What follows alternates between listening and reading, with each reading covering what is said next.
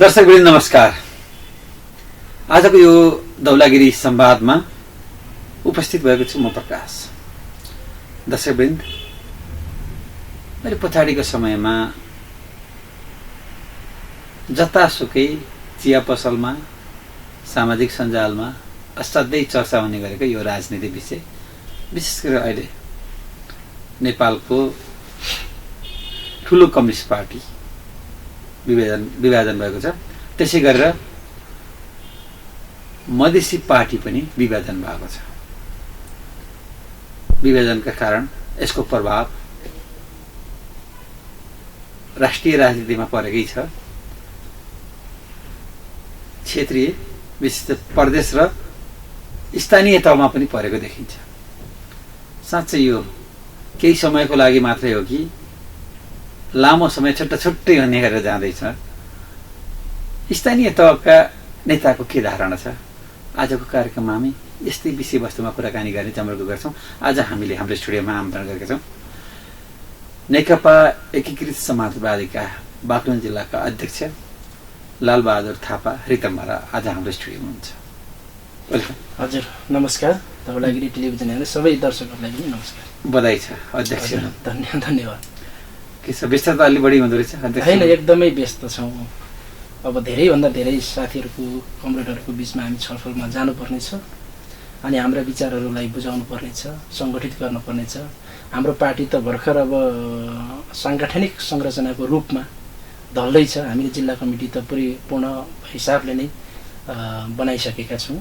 जिल्लाका मातहतका अरू कमिटीहरू निर्माण गर्नुपर्नेछ। जिल्ला कमिटीको बैठक बस्नु? हजुर बस्यौँ। लडाजी हजुर विशेष गरेर जिल्ला कमिटीमा पूर्व एमालेकै टिम छ कि अरू पार्टीका पनि आएका छन्? के छ तपाईँको जिल्ला कमिटीमा? हाम्रो जिल्ला कमिटीमा मूलत नेतृत्व टिम हिजो पूर्व एमालेमा रहेर लामो दुःख गरेको, सङ्घर्ष गरेको, नेतृत्व गरेको र पार्टी निर्माणमा अत्यन्तै उल्लेखनीय योगदान गरेकै पङ्क्ति छ। र केही साथीहरू नयाँ पनि हुनुहुन्छ जो राजनीतिलाई नजिकबाट निहालिरहनु भएको छ र खास गरी ठुला पार्टीहरूको पर्फर्मेन्सबाट सन्तुष्ट हुनु हुँदैन। अलि वैकल्पिक हिसाबले अगाडि बढ्नुपर्छ, अलि नयाँ चेतना, नयाँ जोस जागरका साथ अगाडि बढ्नुपर्छ भन्ने साथीहरू पनि हामीसँग हुनुहुन्छ। अर्को वामपन्थी आन्दोलनभित्रै रहेका साथीहरू जो पार्टी विशेषमा जोडिनु भएको छैन अथवा त्यहाँ सक्रिय हुनुहुन्न, उहाँहरू पनि हामीप्रति बढी नजिक हुनुहुन्छ र हामीसँग जिम्मेवारीका हिसाबले सङ्गठित हुन खोजिराख्नु भएको पनि छ। के फरक भन्नुहोस् त अरूभन्दा, अरू कम्युनिस्ट भन्दा, एमाले भन्दा, माओवादी भन्दा, जनमोर्चा भन्दा, अब यो एकीकृत समाजवादी केमा फरक हो? यसमा मुख्य प्रश्न हजुरले गर्नुभयो कि हामी केमा फरक हुनुपर्छ भन्ने कुरा हामी गरिराखेका छौँ भने अन्य पार्टीभन्दा हामी विचारमा पनि फरक हुनुपर्छ। अन्य पार्टीहरू यथास्थितिमा अब रुमलिरहेका छन् र त्यस्तै विचार बोकिरहेका छन् भन्ने आरोप छ हाम्रो ठुला पार्टीहरू विशेष गरिकन।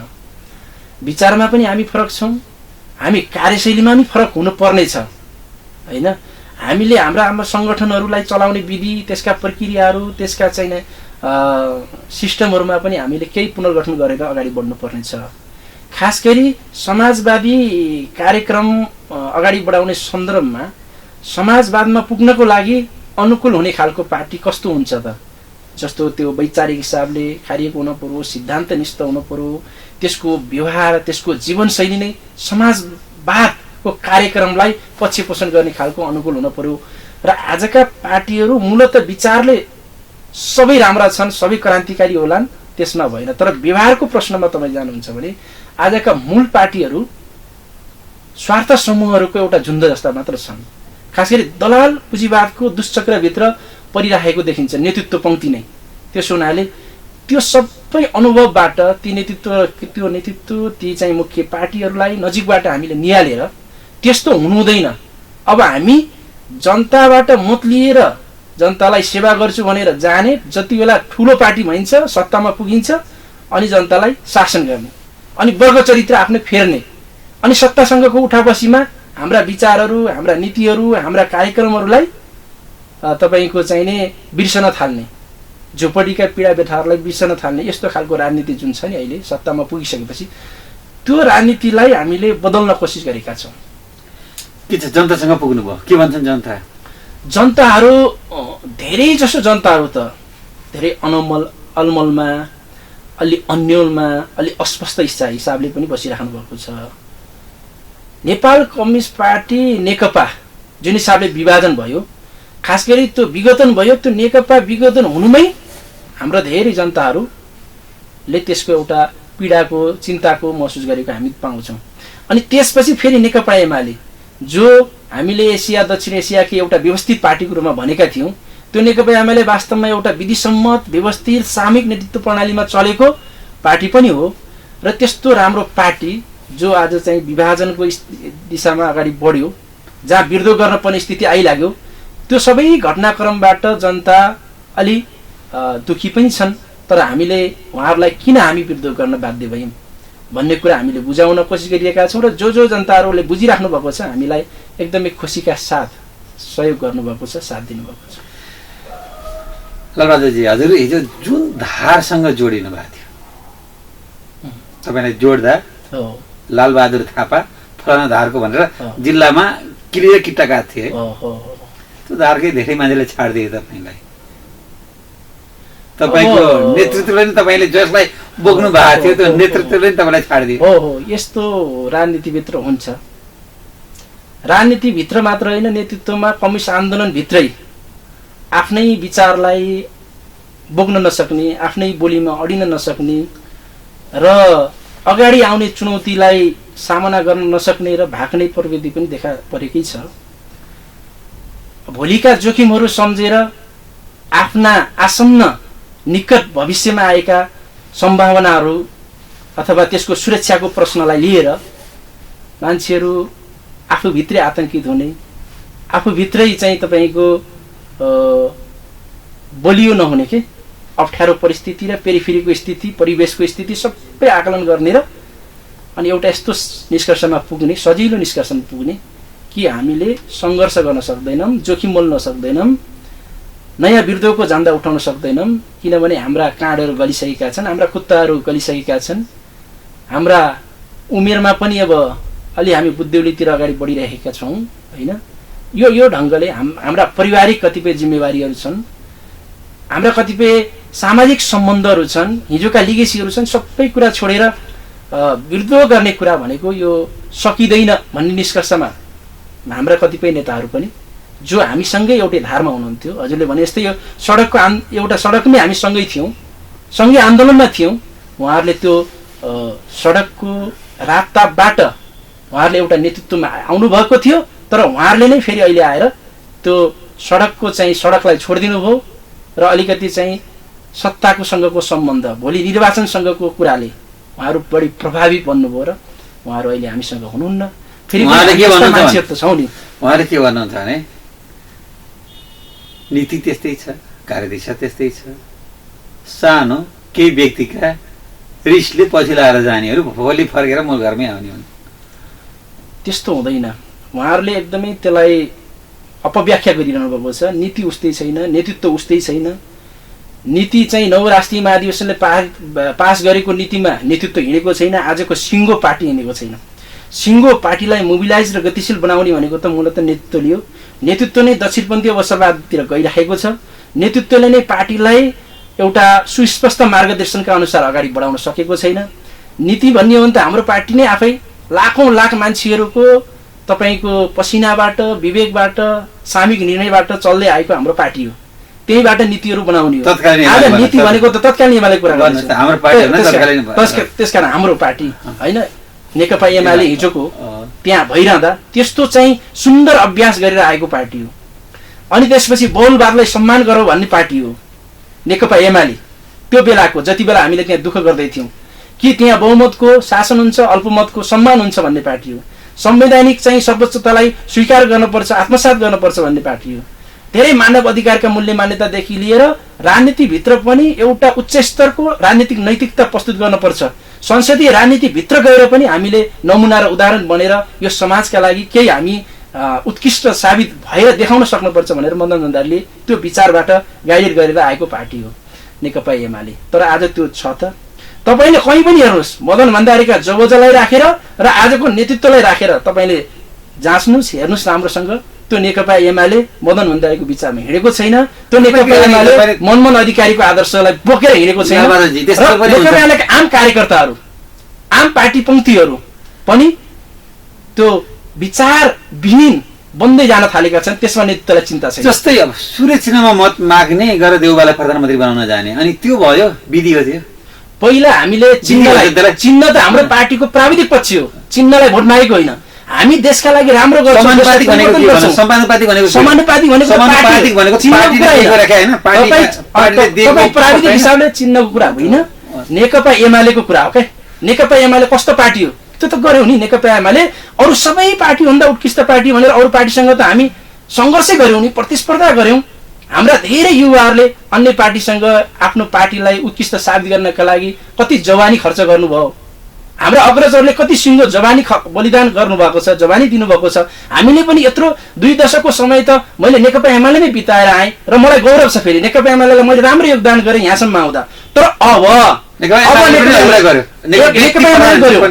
तर अब नेकपा एमाले छोटो उमेरमा मलाई लाग्छ सम्भवतः बागलुङको कम उमेरको सचिव पनि हो। म अहिले पनि त्यही गरेर म नेकपा एमाले प्रति मैले जे हिजो गरेँ, नेकपा एमाले म प्रति जे गर्यो त्यो सबै प्रति मेरो सम्मानै छ। नेकपा एमालेलाई मैले हिजोका एमालेको पङ्क्ति जो सम्झिराखेको छु, जोमा आज पनि क्रान्तिकारी स्पिड छ नि नेकपा एमाले भित्र, त्यो पङ्क्तिसँग म हर हमेसा सहकार्यमा हुन्छु, सहकार्य गर्दै पनि आएको छु।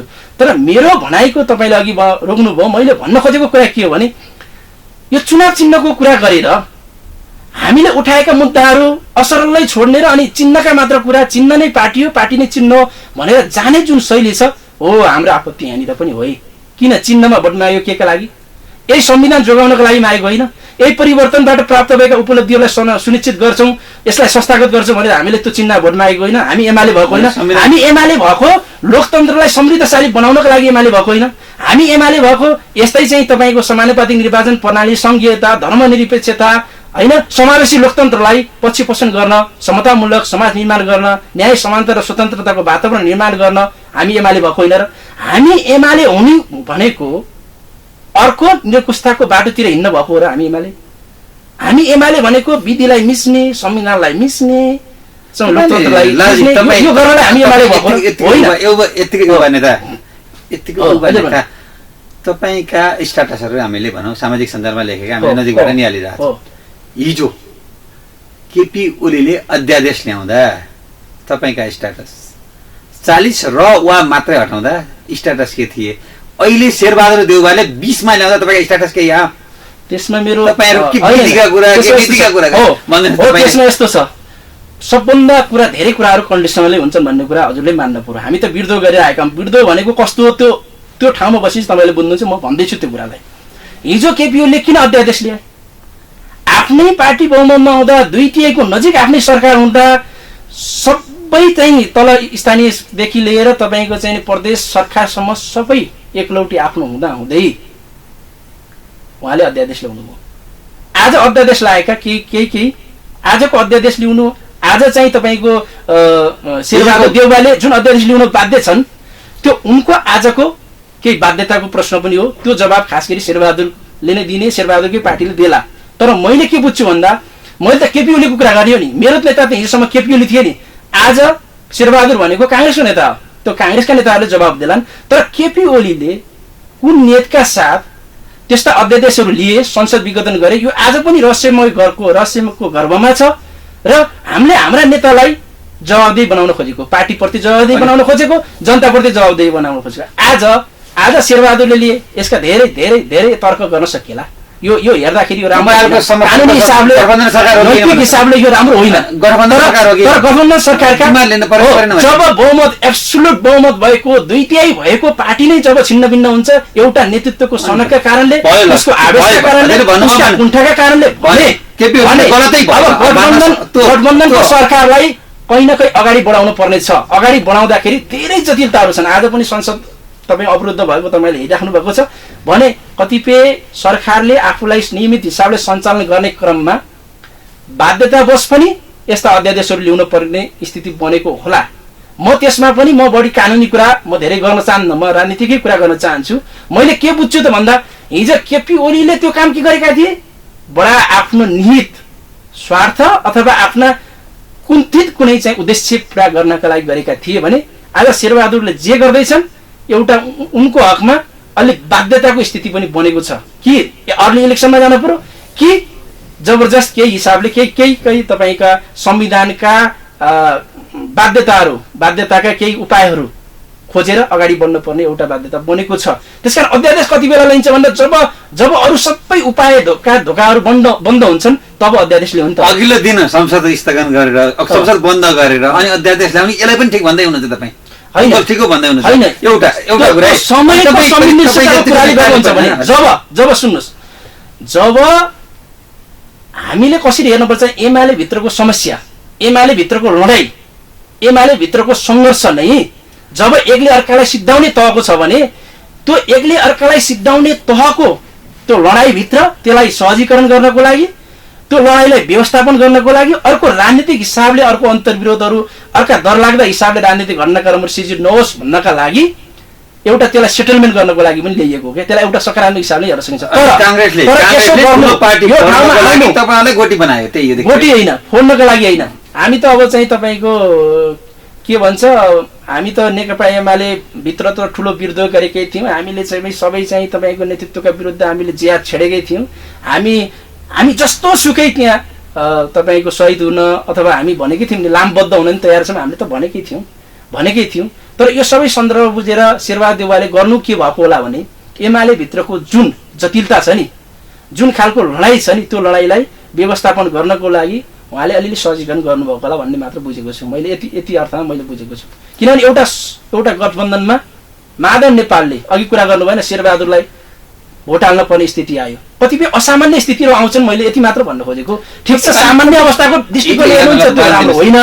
तपाईँ मैले हेरेको छु, तपाईँले नजिकबाट चिन्छु राजनीति, तपाईँको हिजोदेखि राजनीति, हिजो जे थियो आज पनि राजनीति त्यस्तै, तपाईँको जीवन स्तर पनि त्यस्तै त भन्नुहुन्छ। मान्छेले कम्युनिस्ट हिजो माओवादीले 10 वर्ष द्वन्द्व भयो, सशस्त्र सङ्घर्ष भनौँ या जनयुद्ध भनौँ, अनि जनताले भोट दिए, केही गर्न सकेन। अहिले हामी केही गर्छौँ, कम्युनिस्ट एक भए पछाडि हामी केही गर्छौँ भनेर तपाईँहरू जानुभयो, विशेष गरी तत्कालीन एमाले माओवादी मिलेर जानुभयो, जनताले भोट दिए। यति सानो सानो कुरामा पार्टी भोट। अब तपाईँहरूलाई कम्युनिस्टहरूलाई विशेष गरेर सबै कम्युनिस्ट पार्टीहरूलाई के नैतिक आधार छ फेरि हामी देश बनाउँछौँ भनेर जनतासँग जाने? होइन छ, फेरि पनि इतिहासमा नेतृत्वले ठुल्ठुला गद्दारी गरेकै छ। त्यसलाई समयले फेरि दण्डित गर्छ, फेरि नेपाली जनताहरूले दण्डित गर्छन्, फेरि नयाँ हिसाबले नयाँ नेतृत्व, नयाँ पार्टी, नयाँ उभारका सहित जन्मन्छन्। इतिहासमा यस्तो भएको छ। तपाईँले यो सानो सानो कमजोरी भन्नुभयो, मलाई त्यस्तो सानो लाग्दैन। मलाई त कस्तो लाग्छ भने हामीले पार्टी बनाएको किन हो? आजको छलफल हाम्रो पुगेकै छैन। आजका छलफलहरू पार्टी बनाएको किन हो? कसैलाई तकमा भिराउनको लागि पार्टी बनाएको किन हो? कसैलाई प्रधानमन्त्री बनाउनको लागि पार्टी बनाएको? हामीले पुष्पलालका दस्तावेजहरू पढेर आएका मान्छे हौँ। हामीले मदन भण्डारीको चाहिने जबजलाई राम्रोसँग निहालिरहेका छौँ। पार्टी कसैलाई कुर्सीमा पुर्याउन, कसैलाई राष्ट्रपति बनाउन, कसैलाई भत्ता खाने ठाउँमा पुर्याउन, चिल्ला गाडी चढ्न पार्टी बनाएकै होइन। सबभन्दा हामीले जसरी पार्टीलाई भौतिक उत्प्रेरणाका हिसाबले नै परिचालित गर्न खोज्यौँ, पार्टी कार्यकर्ताहरूलाई वैचारिक कुरालाई हामीले पुरै छोडिदियौँ। विचारले जब हामी निष्ठावान हुन्छौँ, विचारले जब हामी दृढ हुन्छौँ, तब हामी आफ्नो ज्यानको माया नगरेर पनि, परिवारलाई माया नगरेर पनि, देश र समाजको लागि, मुक्तिका लागि हामी होमिन्छौँ भनेर लागेका मान्छेहरू जब सत्तामा गएका छन्, उनका लोभ र लालच यति बढ्न थाल्छ र त्यो लोभ लालचका बीचमा जब केपी ओली प्रधानमन्त्री भइसकेपछि अर्को महाराजा बन्ने सपना देख्न थाल्नुभयो र उहाँले संविधानलाई मिच्न थाल्नुभयो। संविधान 2007 सालदेखिको सङ्घर्षबाट प्राप्त भएको जो संविधान, तपाईँले यसलाई सानो भन्न मिल्छ जस्तो मलाई लाग्दैन। संसद जुन हाम्रै पार्टीको, तपाईँले अघि भन्नुभयो त्यत्रो नेकपा बनाएर 2/3 नजिकको त्यो संसद हाम्रो, हेर्नुहोस् त त्यो संसदमा कति धेरै जनताहरूका भावना जोडिएका छन्। लोकतन्त्रको एउटा सुन्दर एउटा चाहिने तपाईँको रक्षा कवचको रूपमा हामीले, आत्माको रूपमा हामीले त्यो संसदलाई लिन्छौँ। संसद छ र त तपाईँको चाहिने यो शासकहरू जब उनीहरूले संविधानमाथि, जनतामाथि जबरजस्ती गर्न थाल्छन्, निरकुशता लाद्न थाल्छन्, संसदले त्यसलाई नियमन गर्छ, त्यसलाई रोक्छ। संसदले एउटा लक्ष्मण रेखा कोर्छ भनेर हामीलाई त्यत्रो संसदप्रति हामी विश्वास गर्छौँ। जब कार्यकारी अधिकार प्राप्त नेताले सनकको भरमा काम गर्न छोड्यो भने त्यसलाई चाहिँ तपाईँको दण्ड लगाउने काम संविधानले गर्छ भनेर हामीले त्यत्रो संविधान सर्वोच्च अदालतको कल्पना गरिराखेका छौँ भने त्यही संविधानलाई मिच्ने कुरा, त्यही सर्वोच्च अदालतका चाहिँ तपाईँको आदेश र फैसलाहरूका विरुद्धमा नारा जुलुस गर्ने र चाहिँ पुतला दहन गर्ने कुरा, अनि त्यही लोकतन्त्रलाई चाहिँ नि अप्ठ्यारो हुने गरी त्यसका मूल्य मान्यतालाई चाहिँ नि तपाईँको निस्तेज पार्ने गरी र तपाईँको भूमिका खेल्ने कुरा नेतृत्वले, त्यो एकदमै सानो कुरा जस्तो सामान्य कुरा जस्तो हामीलाई लाग्दैन।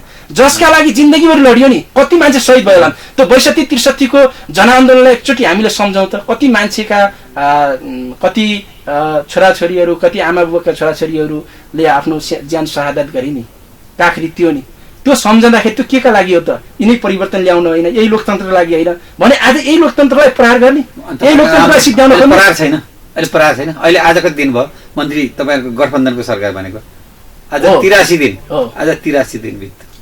100 दिन त हनीमुन होइन गर्न चाहँदा ठिक छ। शेरबहादुरको हकमा म भन्छु यो 83 पहिला सुन्नुहोस् न, सुन्ने धेरै त 83 दिन बित्यो, आजसम्म पनि मन्त्रीको भाग बन्ड नमिलेर मन्त्री परिषद विस्तार भएन भने समाचार आइरहेछन्। अब समाचार गलत हो भने अब हामी भन्नु केही छैन। तर विधिका कुरा गर्ने, 3 महिनासम्म मन्त्रीमण्डल विस्तार गर्न नसक्ने, एकजना नेपाली 3बाट खस्यो त्यसको बारेमा बोल्न नसक्ने यो सरकारले तपाईँहरूको अहिले आएर विधिका कुरा गर्न मिल्छ भने यसमा अलिकति तपाईँहरू अझ यसमा अलिक प्रश्न हुनुपर्ने कुरा छ जस्तो लाग्छ मलाई। यो त गर्न नसकेको कुरा नै हो, यो त गर्न नसकेको अब असक्षमताको कुरा हो। त्यो त शेरबहादुर देउवाले गर्न सक्नु भएन, जनताको अगाडि उहाँले माफी माग्ने कुरा हो। तर म भन्दैछु, तर जानी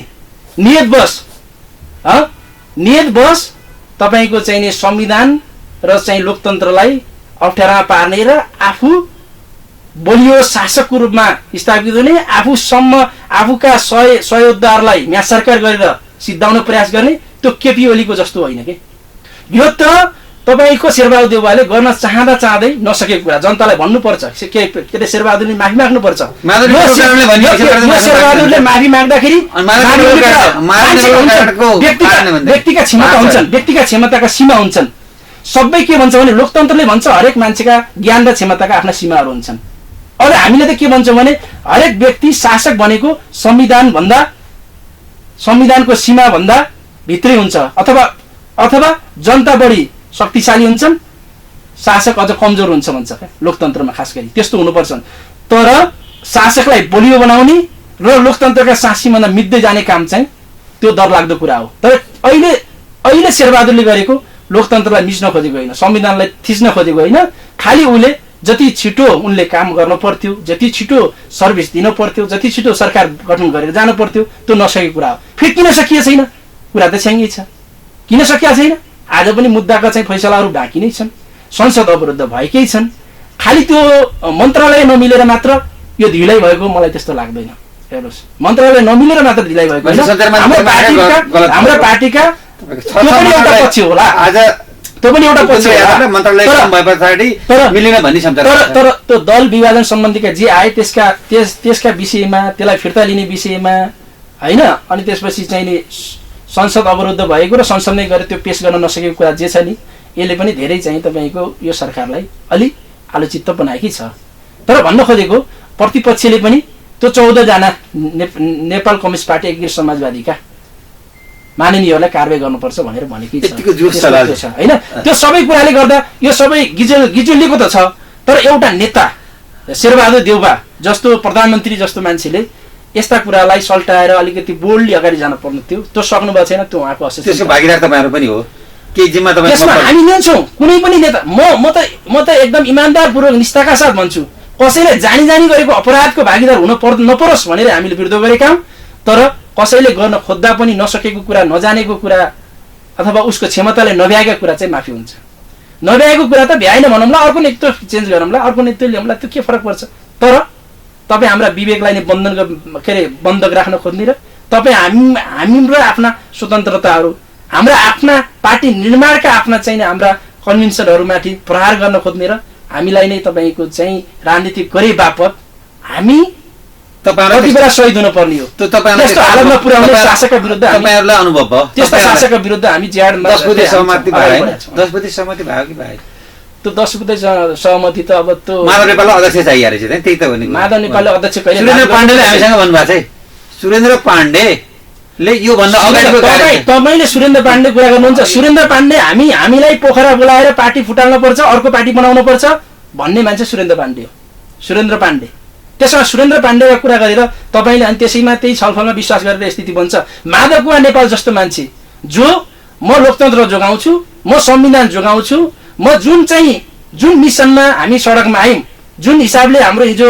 लोकतन्त्र ल्याउनका लागि संविधान ल्याउनका लागि जुन पार्टीहरूका बीचमा हाम्रा सहकारीहरू भएका थिए जस गठबन्धन बनेर हामी आन्दोलन गरेका थियौं आज तिनै उपलब्धिमाथि प्रहार भइराखेको छ यसलाई जोगाउनका लागि म ठिक छ पार्टीको जस्तो सुकै सजाय म जस्तो सुकै कटघरामा उभिन तयार छु तर म शेरबहादुर देउवाको पक्षमा उभिन पर्यो भनेर भोट हाल्ने निष्ठाका साथ जनतालाई ननादिकन यसरी हो के राजनीति गर्ने इमानदारपूर्वक गर्ने तपाईको माधव कुमार नेपाललाई प्रश्न गरेर अनि बीचमा सडकमा गएर उहाँका भाषणहरू हामीलाई थाहा छैन के सुरेन्द्र पाण्डेका युट्युबहरु तपाईले खोजेर हेर्न पाउनुहुन्छ नि जनतालाई उचालेर सडकमा लगेर आन्दोलनमा होमेर अनि अब चाहिँ गलत कुरासँग अब जुझ्न सकिएन अब गलत कुरासँग नि आत्मसमर्पण गरेर जाउँ भन्ने नेताको नै अब नेताको कुरालाई नै यहाँ उद्धृत गरेर राख्नुको अर्थ छ जस्तो मलाई लाग्दैन र उहाँले के भन्नुभयो उहाँले केही भन्नुभयो होला तर त्यो कागजको खोस्ता जस्तो हो त्यो 10 बुँदा त्यो त प्राविधिक कुरा मात्र हो त्यहाँ कुनै राजनीतिक कुरा छैन त्यहाँ अब हजुरले अलि बढी सैद्धान्तिक कुरा गर्नुभयो कम्युनिस्ट पार्टी हिजोदेखि लाउनु भयो खास राजनीति गर्ने मेरो लागि होइन समाजको लागि होइन समाज बदलियो भने म भोलि त्यसै बदलिन्छु समाज सम्पन्न भयो भने म भोलि सम्पन्न हुन्छु त्यही बुझाइ हो नि समाजवाद जनवादी केन्द्रीयता कम्युनिस्ट होइन तर अहिले सबैभन्दा कम्युनिस्ट पार्टीका कार्य तपाईँहरूको मात्र होइन क्या कम्युनिस्ट पार्टीमा लागेका असाध्यै आदर्शका कुरा गर्ने निजी विद्यालय सञ्चालन गरिरहेका छन् निजी शैक्षिक संस्थाहरू चलाएका छन् टन्न पैसा कमाएका छन् अनि नेता कम्युनिस्टका सबैभन्दा ठुला जहाँसुकै होइन सबै पार्टीका अब यी नेता भोलि बिहान निर्वाचित भए भने लालजी के नियम बनाउँछन् पोलिसी लेभलमा यिनले सामान्य हुँदा खाने जनताको लागि गरिबको लागि केही कार्यक्रम ल्याउलान् भनेर अनि जनताले फेरि कम्युनिस्टलाई भोट हाल्ने फेरि भोट माग्न जाने तपाईले विषय उठान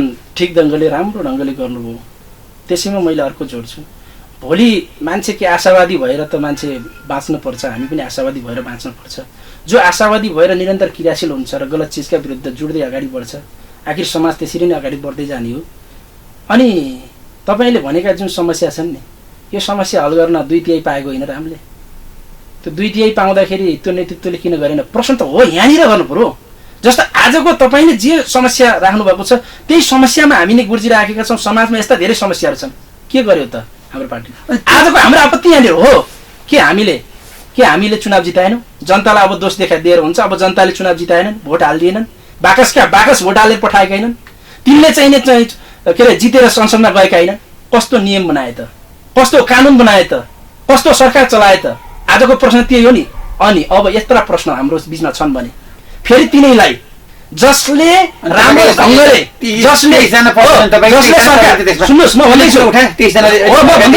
जसले राम्रोसँग ऐतिहासिक उपलब्धि प्राप्त गर्दा त्यो उपलब्धिलाई जसले जोगाउन सकेनन् जसले जोगाउने मात्र होइन कि हामी त भनिरह बदनियतपूर्वकै प्राप्त भएका उपलब्धिहरूलाई खोलामा काली गण्डकीमा बगाउने काम गरे तिनलाई हामीले दण्डित गर्न सक्यौँ भने बल्ल हाम्रो राजनीतिक कोषमा आउँछ नि अनि तिनैलाई फेरि चाकडी गरेर तिनैलाई फेरि भर्तेक गरेर फेरि तिनैको गीत गाएर तिनैको भजन गाएर अझ राजनीति गर्नु पर्यो भने अनि भोलि जनतालाई झन् के जवाब दिने हामी भन्छौँ नि तपाईँले प्रश्न गर्नु हामी एकदम इमान्दारपूर्वक भन्छौँ हामीले गर्न नसकेको कुरा भन्छौँ हामी त ढाँट्न नपरोस् जनतालाई छल्न नपरोस् जनतालाई चाहिँ जनतासँग बेइमानी गर्न नपरोस् कुरा एउटा काम अर्कोतिर गर्न नपरोस् नीति एउटा बनाउने नीति अर्कोतिर गर्न नपरोस् विधि एकातिर छ व्यक्ति अर्कोतिर हिँड्न नपरोस् भनेरै हामीले जनताको अगाडि सही कुरा बताउनु पर्छ भनेर विद्रोह गरेका हौ नि त्यो एमालेमा भइरहँदा त हामीले एमालेको मोहमा तपाईले भनेपछि चुनाव चिन्हको मोहमा हाम्रो त बोली त बन्द हुन पर्छ नि मोह किनभने त्यो चिन्हको मोहमा हामीले हाम्रो विचारहरू साध्न पर्थ्यो नि हामीले हाम्रो बुझेका हामीले चाहिँ जति राजनीतिबाट बुझेका अनुभवहरू छन् हाम्रा जति राजनीतिलाई सुधार गर्नुपर्छ, व्यथितिको विरुद्ध लड्नुपर्छ भन्ने हाम्रा चाहिँ सङ्घर्षशील विचारहरू छन्, ती सबै विचारहरूलाई त थानको मानको लाएर चाहिँ त्यो गर्ने हो। त्यही हिसाबले बुझेन अहिले सांसद छ नि त, तिनी बोलेको अहिले सुनियो, संसदमा कुरा उठाए। 23जना, यो 23जना भनेको तपाईँले यो 23जना अर्का 10जना पनि विरोधी नै थियो भने त्यत्रो सङ्घर्ष गर्दै थिए त, पार्टी नै ठिक ट्र्याकमा गएको छैन है। पार्टी व्यक्तिगत हुँदैछ, एउटा प्राधिकारमा जाँदैछ, कम्युनिस्ट आन्दोलन हाम्रो नेकपा एमालेको निर्माण कुनै व्यक्तिको प्राधिकारबाट बनेको पार्टी नै होइन। यो कुरा हामी त्यहाँ धेरै लड्यौँ नि, त्यो पार्टीभित्र धेरै भन्यौँ नि। 23जनाको कुरा छोड्नु न, सडकमा देख्नु भएन र लाखौँ मान्छेले भने नि, बरु प्रश्न गर्नु नि त, लाखौँ मान्छेले सडकमा आएर त्यत्रो भनेको तपाईँ बरु त्यो छोडेर तपाईँ किन त्यहाँ फेरि त्यतै जानुभयो? बरु त्यस्तो हो नि प्रश्न। त्यत्रो पुतला बनाएर त्यो पुतलामा चाहिँ पुतलाको पाउ मोल्न फेरि किन जानुभयो भन्न सकिन्छ नि, बरु प्रश्न तिनलाई गर्न सकिन्छ नि। हामी त त्यहीँ छौँ नि जहाँ प्रश्न गरेका थियौँ।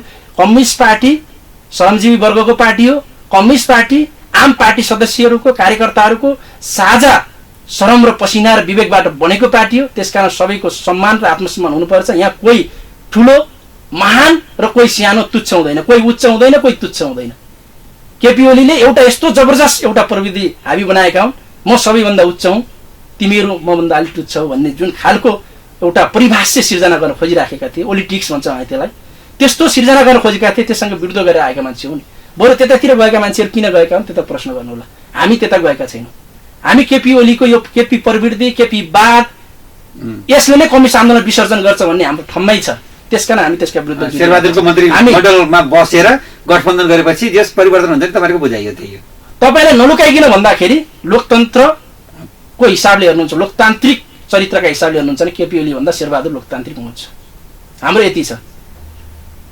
निरङ्कुश के अरे तपाईँको चाहिने यो परिवर्तनको मुद्दाहरूलाई संरक्षण गर्ने कुरामा केपी भन्दा शेरबहादुर देउबा संवेदनशील हुनुहुन्छ। किनभने मुद्दाले हो नि हेर्ने, नेतृत्वलाई हेर्ने त मुद्दाले हो नि त हेर्ने, मुद्दाको आधारमा हेर्ने हो नि। केपी ओली हिजो एमालेको नेता थिए भनेका आधारमा मैले अघि नै भन्दैछु, मेरो घरमा मेरो दाजुभाइले कोही गएर कोही महिलामाथि शोषण गरौँ भने मेरो भाइ हो मेरो दाइ हो भनेर जोगाउन लागे जस्तो पार्टी यस्तो बनाएर हुँदैन। यहीँनिर हो हाम्रो विरुद्ध भनेको। पार्टी केपी ओली सूर्य चिन्हबाट जितेको प्रधानमन्त्री हो, त्यसले 1000 गल्ती गर्दा अपराध गर्दा पनि माफी हुन्छ भन्ने राजनीति जुन स्थापित गर्न खोजेका छौँ, भोलि अर्को केपी ओली जन्मन्छ फेरि। अनि त्यसै गर्दै अनि त्यसपछि धारी हात लाउँदै बसिरहने कि विरोध गर्ने भन्ने त्यति माया लागिरहेछ। काङ्ग्रेसभित्रै विद्रोह त्यस्तो भइरहेछ अहिले। काङ्ग्रेसकै समस्या बढी, काङ्ग्रेसभित्र पनि समस्या छ। काङ्ग्रेसभित्र पनि अब अहिले शेरबहादुरलाई त्यति धेरै मन पार्न थाल्नु भयो भने त पार्टीमा भनौँ मन पार्ने कुरा होइन, भोलि काङ्ग्रेस मन पार्ने कुरै होइन। कुरा यसरी बुझ्नुहोस्, यो बहुदलीय व्यवस्था हो। बहुदलीय व्यवस्थाभित्र शेरबहादुर देउबा नेपाली काङ्ग्रेसको सभापति हो, सभापति हुनुहुन्छ उहाँ। सभापति भएको हिसाबले हाम्रो गठबन्धन बन्या हो होइन। हिजो राम्रै गर्नुभएको, किस्तीमा लगेर दरबारलाई पनि बुझाउनु भएको होइन। उहाँ एकदम शेरबहादुर त तपाईँ यति व्यक्तिको विषयमा व्यक्तिवादी तरिकाले पनि शेरबहादुर देउबा माधव नेपाल केपी ओली अनि के त अनि शेरबहादुर देउबा कौन सा अनि मान्छेको लागि चाहिँ देवता जस्तो छ नि त। शेरबहादुर देउबा कौन सा अनि त्यसपछि मान्छेका सरदार।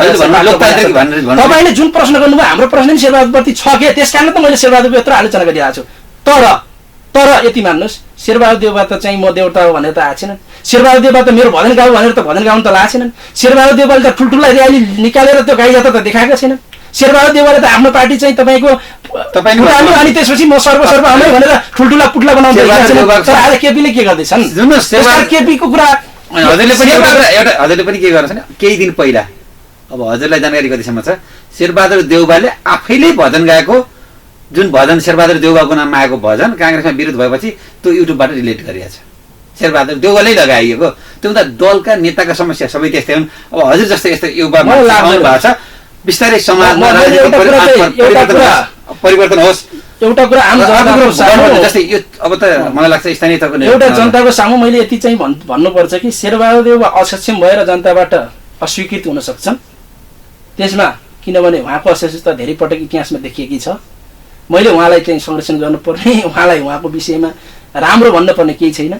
तर केपी ओली र चाहिँ तपाईँको शेरबहादुर लाई तपाईँले भन्नुहुन्छ भने केपी ओलीबाट जति हाम्रो कम्युनिस्ट आन्दोलनलाई खतरा छ शेरबहादुरबाट छैन। शेरबहादुर आफ्नो विचारमा प्रजातान्त्रिक विचारधाराबाट अगाडि बढेको काङ्ग्रेसका नेता उहाँले आफ्नो पोलिटिक्स गर्नुहुन्छ। तर केपी ओलीसँग हाम्रो आपत्ति के हो भने उहाँले कम्युनिस्ट बजाएर कम्युनिस्ट सिद्धान्त बजाएर कम्युनिस्ट चाहिँ तपाईँको हिजोका चाहिँ तपाईँ मदन भण्डारी जस्ता महान नेता मनमोहन अधिकारीका जस्ता पुष्पलाल जस्ता नेताहरूको चाहिँ इतिहास बजाएर उहाँले जे गर्दै हुनुहुन्छ, जे आफूलाई सर्वेसर्वा बनाउने र पार्टी कब्जा गर्ने प्राइभेट कम्पनी लिमिटेड जस्तो पार्टी बनाउने भन्न खोज खास गरी विचारमा आज छैन कि तपाईँ कम्युनिस्ट बनेको हामीले छोएको के हो भने हामी कम्युनिस्ट बनेकै किन हुँदैन नि, हामी त विचारले प्रभावित भएर यो कम्युनिस्ट पार्टीले केही गर्छ भनेर भन्या हो नि त। तपाईँका मान्छे नबुझेका जुन 10 जना थिए भीमरावलदेखि लिएर सुरेन्द्र पाण्डेसम्मका योगेश भट्टराई यी नबुझिकन फेरि गए केपी ओलीमा। यिनीहरूले बुझेर गए। कस्तो बुझेर गयो भने कस्तो बुझे भने यिनीहरूले परिवर्तन सम्भव छैन, त्यसकारण त्यहीँ गएर टाउको ठोक्काउने, त्यहीँ रुनीको कराउने, त्यहीँको पाउमल लियो। अलिअलि उनको चाहिँ नि उनका अगाडि पाउमल नपाएपछि केपी ओलीको मनमा अलिअलि दया पलाउला र अलिअलि कहीँ कहीँ भागबिलो पाइएला भनेर जानुभएको, त्यो बुझेर जानुभएको। तर हामी उनको भागबिलो चाहिन्न, हामीलाई उनको भागबिलो चाहिएको छैन। हामी आफ्नै खुट्टामा उभिएर राजनीति गर्ने हो, जनताका अगाडि चाहिँ एकदमै इमान र निष्ठाका साथ उभिएर राजनीति गर्ने हो, शिर ठाडो गरेर राजनीति गर्ने हो। हामीलाई कसैको निगाह खानु छैन। त्यसकारण हामीलाई परिवर्तन सम्भव छ, नयाँ पार्टी निर्माण गर्ने कुरा सम्भव छ, विरुद्धको झन्डा उठाउने कुरा सम्भव छ, इमान र निष्ठाको झन्डा झुक्न नदिने कुरा पनि हाम्रो लागि सम्भव छ। हामी त्यो गर्छौँ भनेर अगाडि बढेको। जिल्ला अध्यक्ष बागलुङको अब छिट्टै स्थानीय तहको निर्वाचन हुँदैछ, के छ कुनै क्षेत्र छ तपाईँहरूले हामी निर्वाचन त चुनाव जित्नको लागि लड्ने हो, यो क्षेत्र यो स्थानीय त हाम्रो पकड चाहिँ जित्छौँ भन्ने छ बागलुङमा कुनै तपाईँको त्यस्तो? यस्तो छ जित्नका लागि पनि हामी चुनाव लड्छौँ, तर पहिला हामीलाई पहिलो प्राथमिकता हाम्रो जित्नका लागि होइन। पहिलो प्राथमिकता म तपाईँलाई भन्छु, पहिलो प्राथमिकता हाम्रो कम्युनिस्ट आन्दोलनमा विसर्जन हुँदै गरेको विघटन हुँदै गरेको कम्युनिस्ट आन्दोलनको बिउ विचारको बिउ रोप्ने कुरा पहिलो हाम्रो प्राथमिकता हो। हामीसँग चाहिँ त्यो विचार, हामी त्यो विचार मर्न दिँदै छैनौँ भनेर हामी आफै दियो भनेर हामी बस्ती बस्ती जाने कुरा नै हाम्रो लागि पहिलो प्राथमिकता विषय, पहिलो कुरा। दोस्रो कुरा, बहुदलीय प्रतिस्पर्धामा गइसकेपछि हामीले हाम्रो सँगै प्रतिस्पर्धा हामी जान्छौँ, जित्नका लागि प्रयास गर्छौँ होइन। तर जित्ने नाममा आज जे भइरहेको छ नि, जे विकृति भइरहेको छ त्यसको भन्दाफोर पनि सँगै गर्छौँ कि जित्ने नाममा को चाहिँ यहाँ अलिकति हुने नहुने गरेर कमाएको अनि त्यसैलाई खोज्ने र फेरि टिकट दिने, जित्ने नाममा आफ्नै कार्यकर्तालाई रौसी मासु खुवाएर पैसा दिएर परिचालन गर्ने, जित्ने नाममा कुरा दिनदुखीका गर्ने, कुरा गरिबका मुक्तिका कुरा गर्ने, त्यही गरिबलाई लिएर मजाले जाँड भोकाएर अनि भोट माग्ने, त्यही तरिका जित्ने तरिका कम्युनिस्ट पार्टीको तरिका त्यही हो। हामी यसमा पनि परिवर्तन चाहन्छौँ कि मैले भन्न खोजिरहेको के छु भने जुन जब निर्वाचन प्रणाली तपाईँले भन्दै हुनुहुन्छ जान्छौँ नि जनताको बिचमा नमस्कार गरेर जान्छौँ, हामीले हाम्रो जे हो सफा कुरा गरेर जान्छौँ, हामी एउटा नयाँ आदर्शको नमुना पेश गरेर जान्छौँ नि त चुनावमा जाँदा, जनताले त बुझ्ला नि कुरा। तर आज त्यो साउथ इन्डियन फिल्मको चाहिँ तपाईँको फिल्ममा देखाउँछ क्या राजनीतिको चाहिँ तपाईँको परिदृश्यहरू होइन, त्यो नेता होइन, नेता त नेतृत्व कला गुण कौशलताले बन्ने हो नि नेता त, नेता होइन नेतागिरी के त्यो दन शैली धन र दनवालाहरूको चाहिँ जुन देखाउँछ नि त्यो तुजुक, त्यस्तै हेर्न जुन अभिशक्त छन् नेपाली जनताहरू त्यसभन्दा हामी फरक छौँ भनेर एउटा फरक अनुभूति हामीले दिने हो। हामीले राम्रोसँग हेरेको छैनौँ। पार्टीसँग गठबन्धन भयो भने पनि तपाईँहरू छुट्टै तरिकाले जानुहुन्छ, काङ्ग्रेससँग गठबन्धन त हुन सक्छ नि त निर्वाचनमा त मैले भनिहालेँ आजका इस्युहरू छैनन् जति इस्युहरू छन् आज हाम्रा लागि। आज हामीले यो व्यवस्थालाई जोगाउनु छ, यो व्यवस्थालाई केही राम्रो गरेर अगाडि बढाउनु छ र अहिलेका जति पनि व्यक्तिहरू छन् नि अहिले देखेको कम्युनिस्ट आन्दोलनभित्र खास गरी हामीले देखेको त हाम्रो आन्दोलनको कुरा गर्ने हो। मैले गर्दा त मेरो कम्युनिस्ट आन्दोलनको कुरा गर्ने हो क्या, मैले गर्दा कङ्ग्रेसको कुरा भन्दा पनि मैले कम्युनिस्ट आन्दोलनभित्र केपी ओली जस्ता प्रवृत्तिहरू जसरी हुर्के नि हिजो प्रचण्ड पद आउँदाखेरि हामीले त्यस्तै निमन्त्रपूर्वक चाहिँ हामीले त्यसको विरुद्धमा हामीले आवाज बुलन्द गरेका थियौँ, त्यस्तै आज केपी ओलीको प्रवृत्ति विरुद्ध हामी चाहिँ सङ्घर्ष गर्छौँ। त्यो सङ्घर्षको दौरानमा जो साथीको रूपमा जो चाहिँ हाम्रो भावना मिल्ने इस्यु मिल्नेहरूको बिचमा हाम्रो एकता हुन्छ, जुनसुकै राजनीतिक दलहरूसँग पनि हुन सक्छ। तपाईँहरूले चाहिँ एकदमै गठबन्धन हुन्छ भनेर तपाईँहरू असाध्यै तपाईँहरू विशेष गरेर माओवादीहरूले भन्ने, तर काङ्ग्रेसको हिजो पनि गगन थापाले हामी काङ्ग्रेस एक्लै लड्न काफी छ त काङ्ग्रेसको कुरा हो नि, हामी गठबन्धन हुन्छ भने अनि तपाईँले मात्रै चाहेर काङ्ग्रेसलाई शुभकामना छ नि, काङ्ग्रेस एक्लै लड्छ भने पनि हाम्रो आपत्ति भएन। अनि अर्को जनवर्गीय सङ्गठनहरूले लेखेका कता कता सामाजिक सञ्जालमा देखिन्छ कि चुनाव नजितेलाई हराउन त काफी छौँ भनेर लेखिरहेको हुन्छ क्या, चुनावै हराउनको लागि मात्रै चुनाव लडाइँ हुन्छ र भने तर यस्तो हो नि तपाईँको कोही पनि गलत चिज छ, गलत प्रविधि छ भने त्यसलाई हराउनु पनि अर्को विजयको सुरुवात हो। यहाँबाट यसरी पनि त्यसलाई हेर्नुहुन्छ, सकारात्मक हिसाबले हेर्नुहुन्छ भने। किनभने हामीले केपी प्रविधिलाई पराजित गर्नु पनि हाम्रो सँगै एउटा उद्देश्य हो। यो त नलुकाइकन जनताको बिचमा भन्ने कुरा हो नि, के लुकाएर भन्ने कुरा होइन नि। तर त्यो हराउनु मात्र हाम्रो उद्देश्य हो त। हाम्रो विचारले जित्नुपर्छ, हाम्रा एजेन्डाले जित्नुपर्छ, हाम्रो पार्टीले जित्नुपर्छ, हाम्रो नेतृत्वले जित्नुपर्छ। हामी त त्यो सँगसँगै जान्छ नि त्यो कुरा त। तर तपाईँले भने जस्तै काङ्ग्रेसले एक्लै चुनाव लडोस् भइहाल्यो, काङ्ग्रेस लड्न चाहन्छ, त्यो त अर्को पार्टीको कुरा हो, त्यो त्यसको जिम्मा लिने कुरा भएन।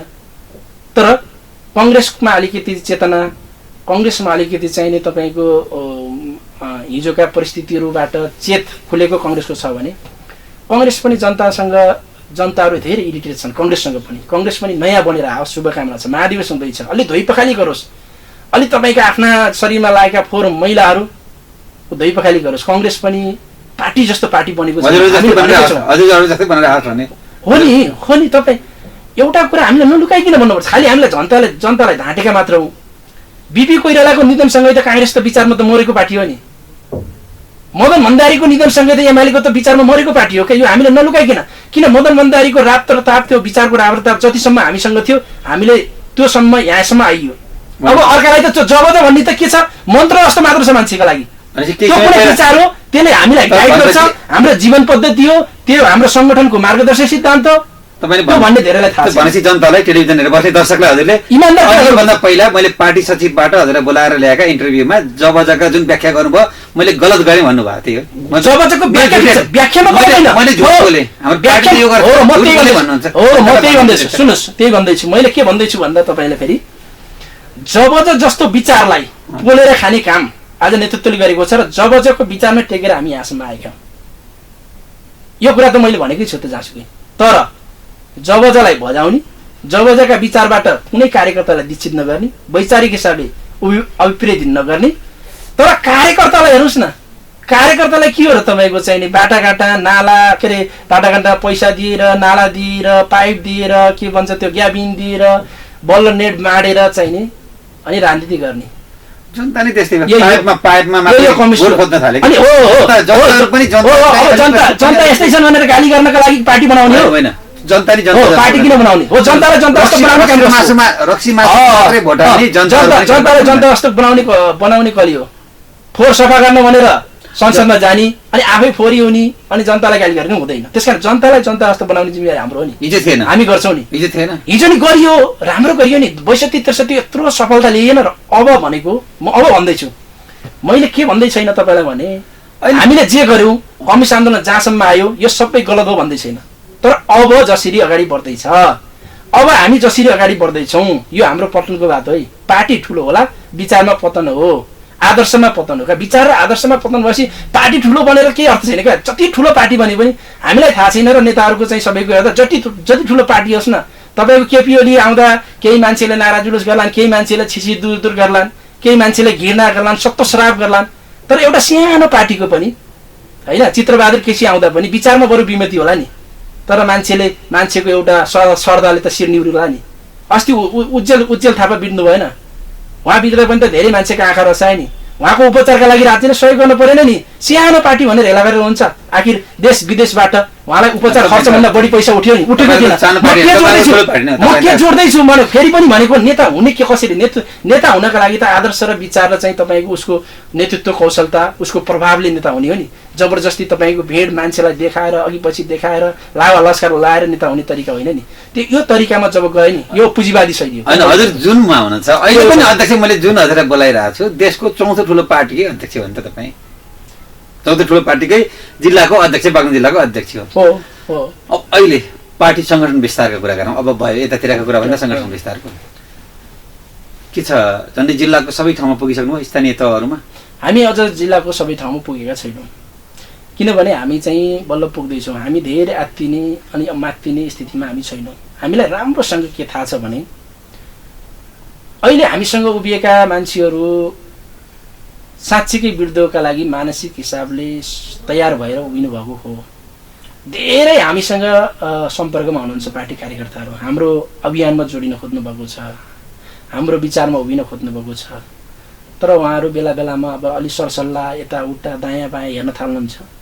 अनि एउटा एमाले पार्टीमा रहेर लामो समय काम गर्दा बनेका सम्बन्धहरू छिन्न भिन्न हुन्छन् कि भन्ने डरले त्रासले नेतृत्वले त्यो ढङ्गले आँटिराखेको पनि छैन। हामी बिस्तारै उहाँहरूलाई हाम्रो यो माहौलमा समेट्दै जान्छ। हेर्नुहोस्, हामीलाई के दुःख छ भने अब हामी जतिसुकै स्थितिमा होला अब हाम्रो बढोत्तरी हुँदै जाने हो। नेकपा एमाले भनेको जति धेरै मेहनत गरे पनि त्यो अब तासिँदै खुइलिँदै तल आउने हो। ऊ जति माथि होस्, शिखरमै होस्, ऊ झर्ने हो, हामी उक्लने हो। हेर्नुहोस्, सगरमाथाको शिखरबाट नेकपा एमाले झर्दैछ, हामी नाम्चे बजारबाट माथि उक्लँदैछौँ। बिचमा हाम्रो भेट हुन्छ। भेट हुँदाखेरि हामी उक्लँदै गरेका हुनेछौँ। हाम्रो शिर माथितिर उक्लेको हुनेछ, माथितिर ठडिएको हुनेछ शिर। कमरेडहरू नेकपा एमाले पार्टी तल झर्दै गरेको हुनेछ र नेताहरूको शिर पनि तल झुकेकै हुनेछ। सबै सम्भावना छ र त्यो सबै जोखिम मूल्य तयार भएर आएका हुन्। के छ लवराजी, अब यति धेरै भएको छ एकदम तिक्तता कि तपाईँको कम्युनिस्ट हिजो काङ्ग्रेस पनि फुट्या हो होइन, तर काङ्ग्रेसमा भन्दा कम्युनिस्टको फुटाइमा अलिक बढी गाली गर्ने, सामाजिक सञ्जालमा अलि नेता चलेका नेताहरूले पनि एउटा अर्कालाई खुइलाएको छ। भोलि फेरि कतै न कतै अब एउटा चुनाव पछाडि त बाहिर है जनताले भने एउटा चुनाव पछि त कम्युनिस्टहरूलाई हालत देखिन्छ अनि फेरि मिल्ने बाधा बनाउँछ। अनि यी शब्द सबै पच्छन् होला है, यस्तो हुन्छ आत्मआलोचना भन्ने शब्द प्रयोग गर्ने यस्तो हुन्छ। अब अनि सबै फेरि मिलाइ यस्तो हुन्छ। हामी के चाहन्छौँ भने नेताहरूबाट थुप्रै गल्ती कमजोरी हुन्छ, तर नेताहरू काम गर्नेले गल्ती पनि गर्छन्। जब नेताहरूले त्यो आफूले गरेको गल्तीप्रति आत्मालोचित हुन्छन् त्यति बेला नेताहरू क्षमायोग्य नै हुन्छन् कि। तर यहाँ प्रश्न अलिकति के आएको भन्दाखेरि जिल्ला तहकै कुरा गरौँ, तपाईँलाई जिल्ला तहकै कुरा गरौँ। तिक्ततापूर्ण सम्बन्ध भयो, मान्छेले फेसबुकमा जथाभावी लेखे, मान्छेको अब जति मान्छेका चेतना स्तर थिए त्यही लेभलबाट मान्छेले भाषा प्रयोग गरेर लेखे होलान्। साँच्चैकै त्यसले मलाई पनि कहिलेकाहीँ त अलिकति चाहिने पिन्स हामीलाई पनि हुन्छ, किन हाम्रो कार्यकर्ताले लेख्दा पनि अलि विचारमा बढी बहस गरून्, छलफल गरून्, तर्क गरून् होइन, झगडा नगरून्, बहस गरून् होइन, यस्तो खालको अपेक्षा हामी राख्छौँ। अलि संवाद गरून्। विचारमा डिफरेन्सेसहरू स्वाभाविक हुनसक्छ, तर त्यो भाषा शैली हुन्छ नि, त्यो झगडा गर्ने पनि शैली क्या, त्यो पाँडे शैली जस्तो जुन प्रयोग भइरहेछ यसले आखिर जसले यस्तो भाषा प्रयोग गर्छ नि त्यसकै व्यक्तित्व दिन गरेर ओह्रालो लागेको त छ नि। त्यस्तै मान्छे समाजका लागि एउटा गिर्दै गएको पनि छ नि। समाजको नजरमा त त्यो मान्छे गिर्दै जाने त हो नि। त्यसो हुनाले हामी के गरौँ भने यो किन यस्तो भइराखेको छ भने एउटा त नेताहरू पनि युगोले बढी चल्दाखेरि यस्ता भाषाहरू प्रयोग भइरहेको छ। हाम्रो कार्यकर्ताहरूको बिचमा पनि अलिअलि युगको भावना नै छ। अर्को अध्ययनशीलता कमजोर भएको छ, वैचारिक क्षेत्रको काम भएको छैन, हामीले विचारमा बहस गर्न सक्ने बनाएका छैनौँ। स्वस्थ हामी दुई ठाउँमा उभिउँला, कोही कता उभिउँला, तर स्वस्थ बहस गरेर मेरो विचार यो, मेरो तर्क यो भनेर उभिन सकिन्छ के। जस्तो कस्तो भने बेइमानी गर्नु परेन, ढाँट्न परेन, एउटा भनेर अर्को गर्नै परेन। मलाई यो ठिक लाग्छ भनेर कोही कुन लाइनमा उभिन सकिन्छ, कुन लाइनमा उभिन सकिन्छ, तर यो फेसबुकमा जथाभावी गाली गलौजको चाहिँ गर्नु पर्दैन। तर जस्तै तपाईँका समकक्ष हुनुहुन्थ्यो नि त जिल्ला कमिटीका साबिकको एमालेका भनौँ पहिलाका एमालेका ती साथीहरूसँग भेटघाट हुने, सामान्य कुराकानी हुने हुन्छ कि हुँदैन? एकदमै हुन्छ। म त अत्यन्तै ओपनै छु, सबैसँग मेरो कुराकानी हुन्छ, छलफलहरू हुन्छन्। मैले आफूले लागेको कुरा गर्छु, अरूको कुरा पनि सुन्छु। तर म एकदम तल कार्यकर्ताहरूसँग पनि धेरैसँग कुरा गर्दाखेरि मलाई के लाग्छ भने हाम्रो कार्यकर्ताहरू आलोचनात्मक चेतनाका साथ प्रस्तुत हुन् र उहाँहरू आफ्नो सेल्फ खालको डिसिजनमा के उभिन सकुन् भन्ने हिसाबले नै कुरा गरेको हुन्छु कि मैले। जस्तो तपाईँहरू यो लाइनमा उभिनुपर्छ अथवा यो हिसाबले, अरू हिसाबले म धेरै यो मान्छेलाई जबरजस्ती, दबाब, धम्की हामी त्यो कुरामा विश्वास गर्दैनौँ। तर के भने कार्यकर्ताले हामी यो ठाउँमा उभियौँ, किन उभियौँ त भन्ने कुराका हाम्रा केही बडा विशिष्ट खालका अनुभव छन् नि। विरोध गर्ने भन्ने कुरा आफैमा यति ठुलो साहसको कुरा हो कि चुनौती। यो सामान्य मान्छेले, नबुझेका मान्छेले बाटा चोकमा होइन बसेर गीत गाए जस्तो कुरा होइन नि। यो त 21 वर्षको राजनीतिक जीवनबाट प्राप्त भएको अवसरलाई मैले गुमाएर यहाँ उभिएको हुँ नि।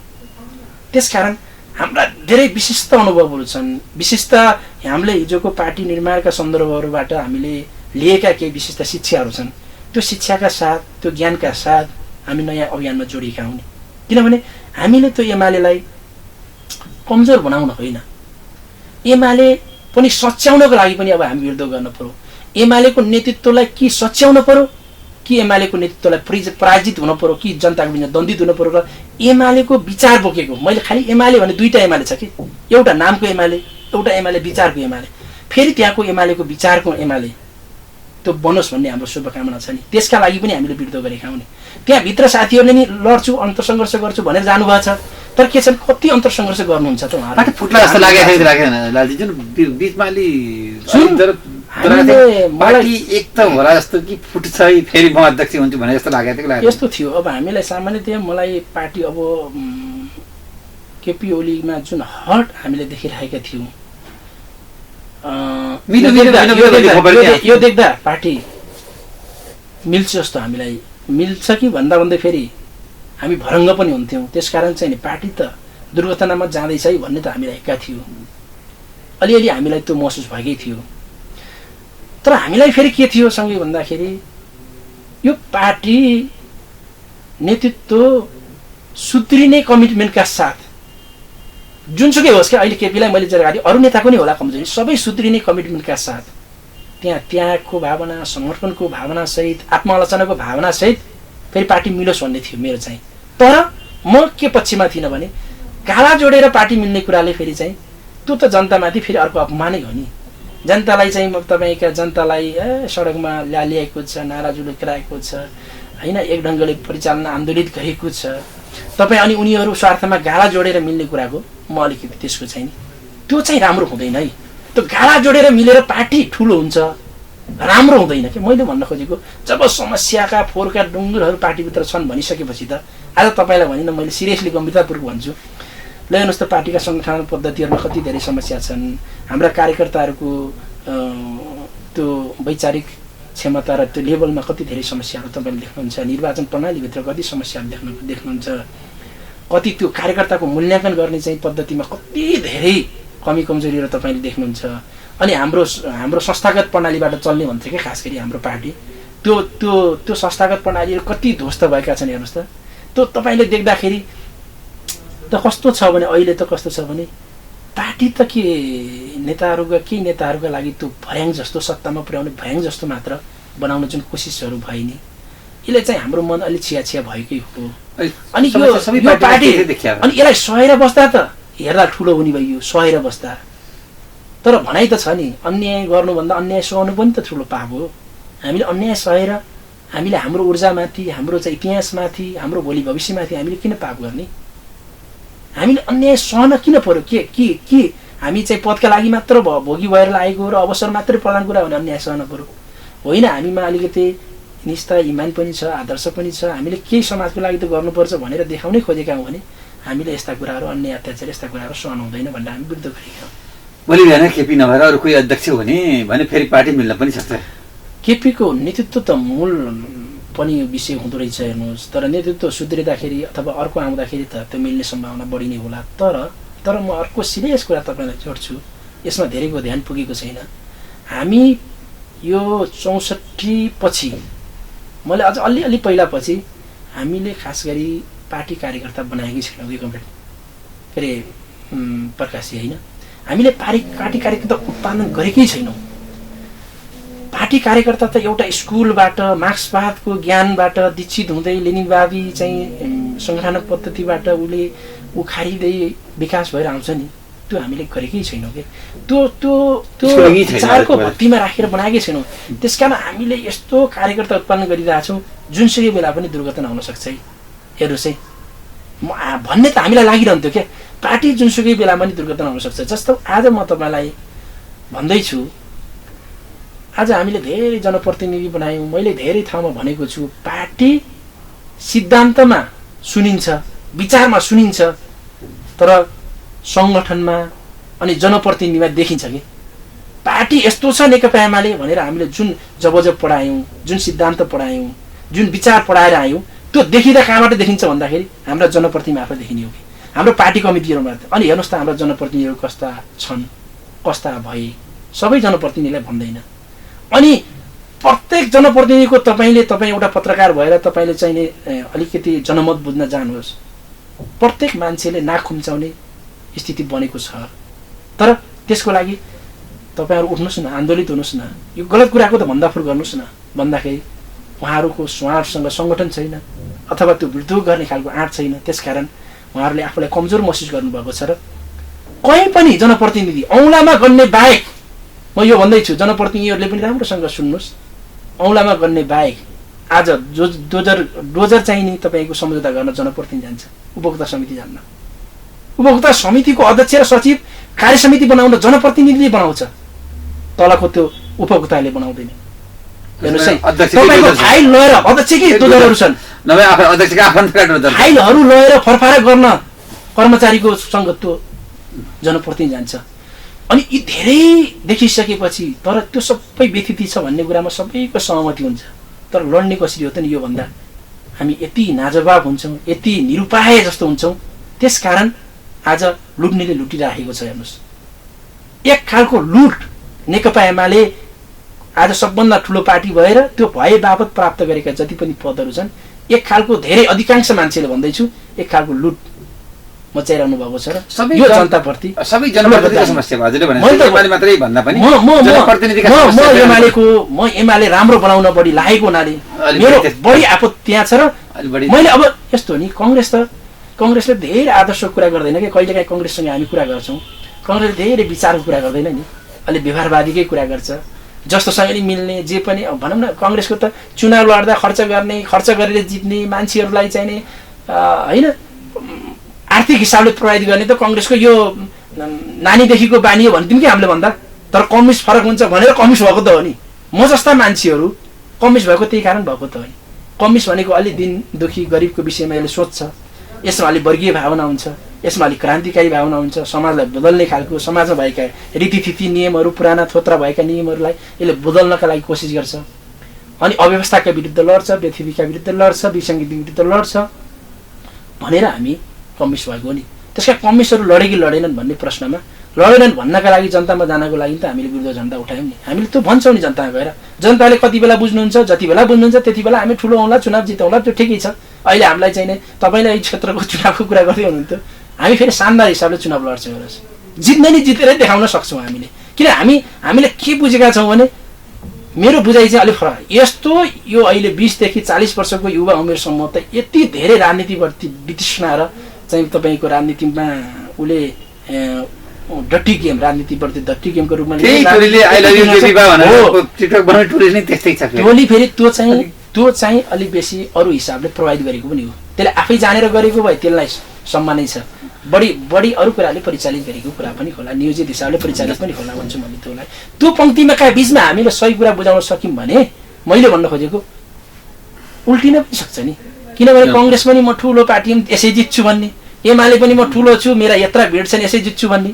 तर चाहिँ नि तपाईँले देख्नुहुन्छ नि कतिपय गढहरू हिजोका चुनावमा भड्केका देख्दा पनि सामान्य मान्छेहरूले हिजोका धेरै पार्टीका गढहरू भड्काएका छन् नि।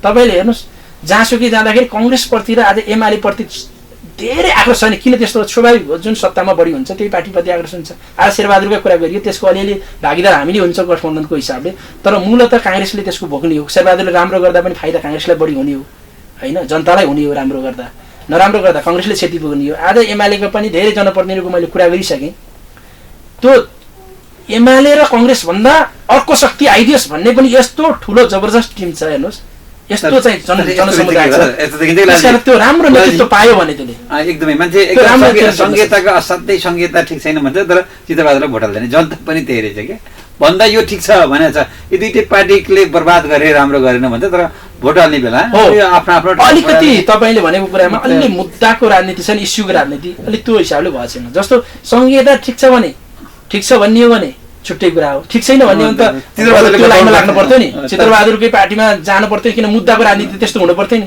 तर त्यस्तो छैन, जम्मै सहेर भने बस्ने। किन ठुलो पार्टी छोड्नुहुन्न? त्यो ठुलो पार्टीलाई हामीले संस्कार जस्तो बनाइन्छ कि बाजेले गरे, बाउले गरे अनि मैले गर्ने भन्नेतिर गराइन्छ। पार्टी भनेको त कर्मिक रूपमा विघटन पनि हुन्छ, बन्छ, फेरि विकसित हुन्छ, अध्यावधिक हुनुपर्छ, त्यसले नयाँ नयाँ चेतनालाई ग्रहण गर्दै जानुपर्छ र नयाँ नयाँ पुस्ताको लिडरसिप त्यसले लिँदै गर्नुपर्छ, आफूलाई पनि त्यसले रूपान्तरित गरिराख्नुपर्छ भन्ने हो नि त पार्टी राजनीति भनेको त। तर हाम्रो त धर्म संस्कार जस्तो त्यो छोडे बापत पाप लाउँछ भने जस्तो, पार्टी छोडे पाप लाउँछ भने जस्तो, अनि सबैले कति ठुला नेताले त फेसबुकमै लेख्दै यसो पापै गरे अपराधै गरे भने जस्तो त्यस्तो सोच्ने भने त हिजो काङ्ग्रेस छोडेर एमाले बढेका त धेरै होइन, काङ्ग्रेस एमाले माओवादीहरू हो त्यही त हो नि। अनि त्यो पार्टी छोड्ने कुरा बदल्ने कुरा यो पापको विषय होइन, मान्छेको आफ्नो कन्भिन्सन जे छ नि, मान्छेलाई जे आफूले विश्वस्त हुन्छ त्यो कुरामा लाग्ने कुरा हो। ल सुरु गर्नुभएको छ, भर्खर कार्यकाल सुरु भएको छ, सफल कार्यकालको शुभकामना। धन्यवाद हजुरलाई पनि। हजुर जस्तो पत्रकारिता क्षेत्रको एकदमै तेर्सो आँखा, समाजको तेर्सो आँखाको रूपमा होइन पत्रकारहरूलाई हामीले सम्मान गर्ने गरेका छौँ। आवाज बिनाको आवाज बोल्ने पत्रकारहरू हुन् भनेर हामीले भन्ने गरेका छौँ। तपाईँहरूको पनि हामीलाई सुझाव सल्लाह र हामीलाई गजगचाउनु होला। हामी अलिकति ठिक ढङ्गले चल्न सकेनौँ भने तपाईँहरूले निगरानी नै हामीलाई गर्नु होला, खबरदारी गर्नुहोला। खबरदारी र निगरानी गरे बापत हामीहरूले तपाईँहरूप्रति हामीले झन् धेरै सम्मानै गर्नेछौँ, किनभने हामीलाई सजग बनाउनु भयो। पल पलका हाम्रा चाहिने पाइला पाइलामा यहाँहरूले चाहिँ नजिकबाट नियाली राख्नु होला र हामीलाई राम्रो गर्दा चाहिँ हामीलाई स्याबासी दिनु होला। हामीले नराम्रो गऱ्यौँ, हामीले ठिक ढङ्गले चल्न सकिनँ भने हामीलाई खबरदारी गर्नुहोला। अनि आम तपाईँको चाहिँ नि जनताहरू जो गरी यो टेलिभिजन हेर्ने जनताहरूलाई पनि हामीले त्यही आह्वान गर्छौँ, तपाईँ हामीले जति बेलासम्म राम्रो गर्छौँ तपाईँहरूले साथ दिनुहोस्, जति बेला हामीले गलत गर्न थाल्छौँ त्यति बेला तपाईँहरूले खबरदारी गर्नुहोस्। विस्तृत समय समाजको लागि धन्यवाद। हजुर यहाँलाई धन्यवाद र धौलागिरी टेलिभिजन परिवार हजुर लगायत यो टेलिभिजन हेर्ने सबै बागलुङे जनताहरू अथवा अरू बागलुङभन्दा बाहिरका अथवा यो टेलिभिजन जहाँ जहाँसम्म यो हेर्नुहुन्छ, म्याग्दी होइन पर्वत पोखराबाट गण्डकी प्रदेशका सबै दर्शकहरू जनताहरूप्रति पनि नेपाल कम्युनिस्ट पार्टी एकीकृत समाजवादीको तर्फबाट यहाँहरूलाई हार्दिक सम्मान र अभिनन्दन पनि व्यक्त गर्न चाहन्छु। हजुर दर्शकवृन्द, आजको श्रृङ्खलामा हामीले युवा नेता पनि हुनुहुन्छ, नेकपा एकीकृत समाजवादी बागलुङका अध्यक्ष लालबहादुर थापा रितमवाला, लामो समयदेखि राजनीतिमै हुनुहुन्छ। अब पेसा व्यवसाय सबैभन्दा राजनीतिमै समाज परिवर्तन हुन्छ भनेर लाग्नु भएको छ। अहिले एकीकृत समाजवादीको जिल्ला अध्यक्ष हुनुहुन्छ, उहाँसँग हामीले समसामयिक राजनीति विशेष गरेर अझ नेकपाको फुट एमालेको फुट अलिक बढी केन्द्रित भयौँ। अर्को साता हामी अर्को व्यक्तित्वसँग कुराकानी गरेछौँ। सत्य तथ्य खबरको लागि धौलागिरी टेलिभिजन हेर्दै गर्नुहुँदा नमस्ते।